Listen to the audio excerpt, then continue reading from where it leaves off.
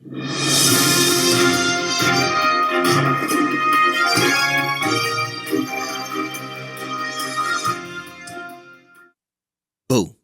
you tired one. Wake your ass up. Welcome to another weekly edition of this Best Way to Smoke News.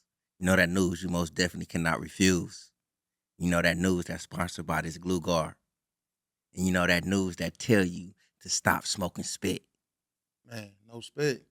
And No this is drip being left. presented to you by none other than your favorite smoking partner, Surfboat Jr. Make sure you stay elevated with Big J. For sure. And the Supreme Court declines to hear challenge to medical cannabis advertising ban. What does all this mean to us? The United States Supreme Court just recently declined to take up the challenge to Mississippi's near total ban on medical cannabis advertising in the state. You know what I'm saying? So they're pretty much trying to ban the medical advertisement of it, to my knowledge. You know what I'm saying? So if you're getting a headache behind these pharmaceuticals, you know what I'm saying, that good old OG just soothe everything out. They don't want you to know about all that. Man. The challenge by Clarence Colcroft, owner of True Source Medical Cannabis, argued that the restrictions violates his freedom, his free speech rights. In the statement, Colcroft said he wanted to advertise on billboards that he owns and that the advertising is essential to his business because his dispensary is tucked away in an industrial park with no foot traffic and hardly any vehicle traffic. I can totally understand that. You know what I'm saying? You got your business, you know what I'm saying, in the cut. Nobody can see it. So you need advertisement for your business, especially if it's medical. Right. You know what I'm saying? In the statement, he also states, I was hoping the Supreme Court would hear our case so my business could be treated just like any other legal business in the state of Mississippi. I agree with that wholeheartedly. You have a business. You need to allow people to know about your business. You want people to know where your business at, what your business even offer. Right. And you depriving that man of that. Nice. Get that shit straight. Get it straight. Damn. Federal agencies postpone marijuana breathalyzer technology workshop. I'm figuring we finna find out though that they postponing it because they need to get it right though. You know what I'm saying? A highly anticipated workshop focused on the latest advancements and challenges in marijuana breathalyzer technology has been postponed by federal agencies. The event, originally scheduled for next month in Washington, D.C., aimed to foster open and candid discussions among researchers, law enforcement officials, policymakers, and industry stakeholders. Organizers cited unforeseen logistical complications as a primary reason for the rescheduling, emphasizing their commitment to ensuring a productive and well-attended forum when a new date is announced. Look, and with that being said too, though, like I said, they trying to get it right, though, and they need to get it right. They don't need to present this and put it out there and it's not working effectively or, getting people caught up. For sure. You know what I'm saying? The workshop was intended to address critical questions surrounding the development and deployment of reliable roadside marijuana detection devices. Topics slated for discussion include the correlation between breathalyzer readings and impairment levels, the scientific validate of current technologies and the legal and ethical consideration associated with their use.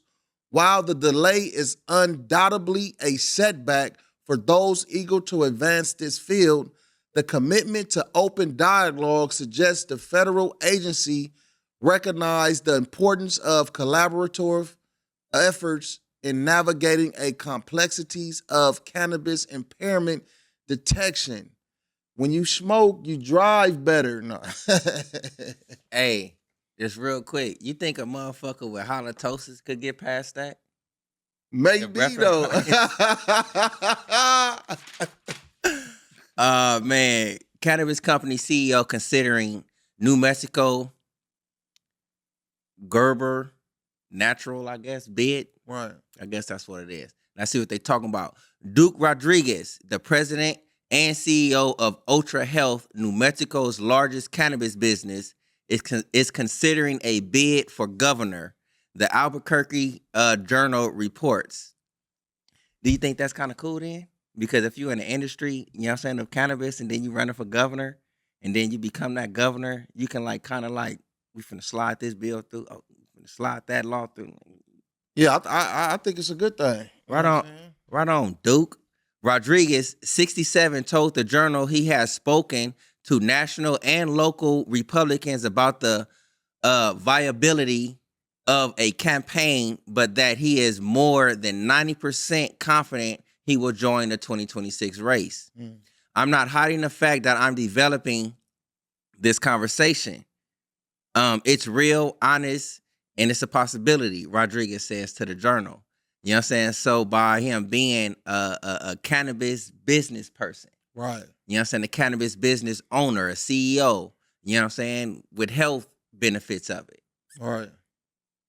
Hopefully you stay on the right track, Mr. Rodriguez, and you get in there, you know what I'm saying, and you inform your peers, you know what I'm saying, of the healthful benefits and even recreational benefits of cannabis. Facts. Over there in Mexico. Ain't no question. There it is. Well, New Mexico, excuse me. Hey, man, Pennsylvania, man, they had a swift vote. Pennsylvania Senate green lights marijuana legalization in swift vote. This been big around though, because Pennsylvania was one of them states that for a while that wasn't trying to move forward. You know what I'm saying?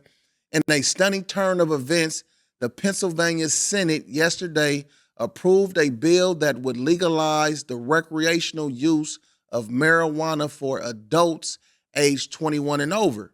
The vote, which occurred just one day after the legalization was formally introduced, has sent ripples of excitement and debate across the state. Senate Bill 782, sponsored by Senator Maria Rodriguez, shout outs to you, passed with a vote of 35 to 15. That's a large margin, demonstrating a significant bipartisan consensus on the issue. Supporters of the bill cited potential economic benefits through taxation and job creation, as well as the opportunity to regulate and control a currently illicit market. Man, let's keep it going. The swift movement of the bill through the Senate has surprised many observers. Following its passage, the legalization now moves to the House of Representatives for consideration. While the while the bill's future in the House remains uncertain, yesterday's vote marks a significant milestone in Pennsylvania's ongoing decision about marijuana policy. If ultimately signed into law, Pennsylvania would join a growing list of states that have legalized recreational cannabis, potentially reshaping the state's criminal justice system and economy. Let's get it going. Let's keep it going and keep it moving, man. Let's make that happen. For sugar there.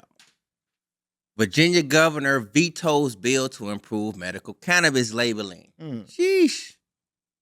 Virginia Governor Glenn Youngkin last week vetoed legislation that would have improved labeling of medical cannabis products sold in the state and codified permissible locations for the delivery of medical cannabis products. In this veto message, Youngkin said that while he approved of the labeling changes, the delivery provisions raised public safety and regulatory concerns, despite the state already allowing the delivery of medical cannabis products. I don't know, something like in some ways it's medical cannabis, you know what I'm saying? It's like, it ain't none of your business how I'm finna get my shit. Right. It's medical. Right. You know what I'm saying? Permitting deliveries to businesses, including locations where substance abuse, gambling, or other high-risk activities may occur, creates unnecessary risk for diversion, theft, and unintended access by minors. Mm. I can get that totally, you know what I'm saying? But that's like anywhere. You know what I'm saying? That's just like saying like people that's up inside the ghettos and certain urban neighborhoods, you know what I'm saying, with medical problems that's getting medical cannabis, you're gonna deprive them of that due to their location. Right. You know what I'm saying? If your driver's scary, then you can get your ass out the business. Man, facts. You know what I'm saying? Current regulations already provide for safe, tightly controlled home delivery for medical cannabis. This framework ensures access for patients while maintaining strong safeguards to prevent misuse. Mm. I strongly agree, you know what I'm saying, going with the strong safeguards to prevent misuse, to prevent robberies, you know what I'm saying, to prevent hurt, you know what I'm saying, from anybody that's helping in the delivery of medical cannabis. Facts. You know what I'm saying? But if you want to deprive certain areas, you know what I'm saying, just because of where they at, because you don't want a motherfucker to get robbed or use of mishandling, Right. that can happen with your pharmaceuticals from Savon. Facts. Get better protection. Man, You know what I'm saying? that's another weekly edition of the Best Way to Smoke News. With your favorite smoking partner, Surfboat Jr. And make sure you stay elevated with Big J. and Legalize It.